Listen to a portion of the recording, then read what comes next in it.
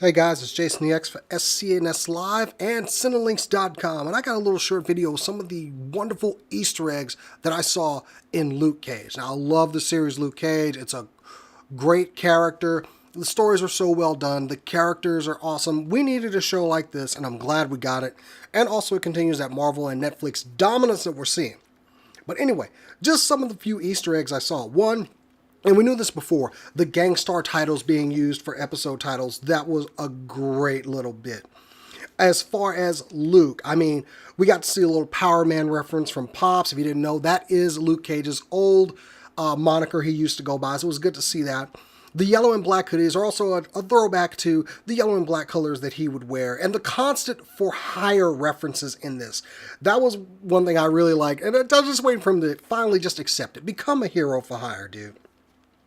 Of course, one of the things, Stargate Prison. Now, if you've been keeping up with the Marvel Universe, we know that two people, Justin Hammer and the Mandarin, or at least Trevor Slattery, are now stored in this Stargate Prison. And Trevor's not going to be there. He was there.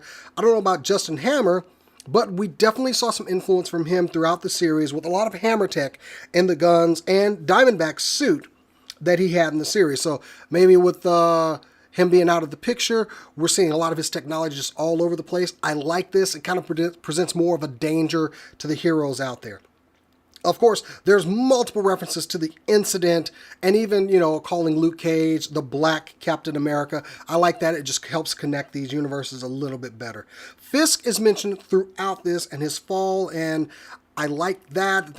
Now, one of my characters I really like is Turk from Daredevil. He must have come up to Harlem from down in Hell's Kitchen, but we end up seeing him go back. It's good to see this character return, of course, just connecting all of these Marvel Netflix universes. Now, I didn't mention this on some of the references, but the old school costume making an appearance in the show, that was very well done. With the bracers, the tiara, even the codename tiara in this series, and Luke getting the big yellow shirt that's open to the navel and the jeans, and him admitting, I look ridiculous, because by 70s standards, he probably looked ridiculous there. But this was a good little throwback to that, a little reference. We got to see it. I love when they did that with Captain America with the old school costume in the first movie. So kudos, guys. You did it well.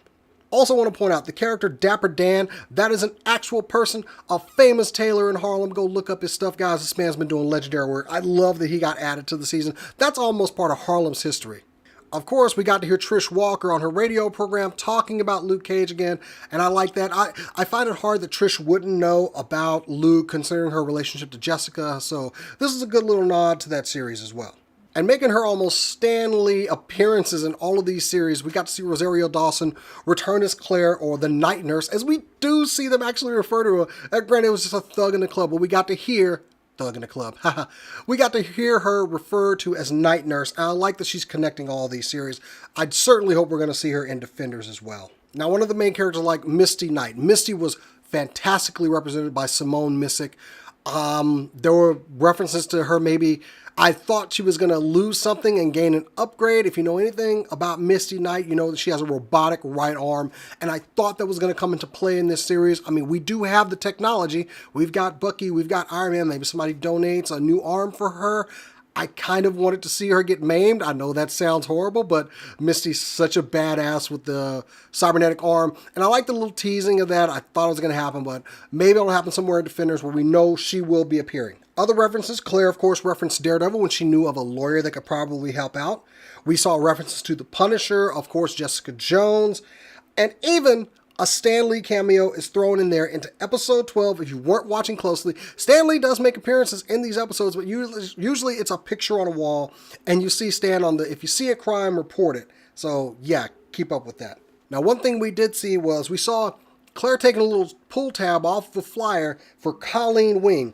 And we know that character is going to be played by Jessica Henwick coming up in these Marvel series. And that's a partner of Misty Knight. I'd love to see some history between those two. Granted, guys, this is just a few of the Easter eggs that I saw in Luke Cage. If you saw some of the Easter eggs I'm referring to, or you know some that I missed, go ahead and tell me down in the comments below, because I love this series and I'm willing to just keep talking about it because it was that great. Anyway, guys, I'm Jason the X. Make sure you like this video, subscribe, check out Cinelinks.com. And until next time, guys, I'll catch you later.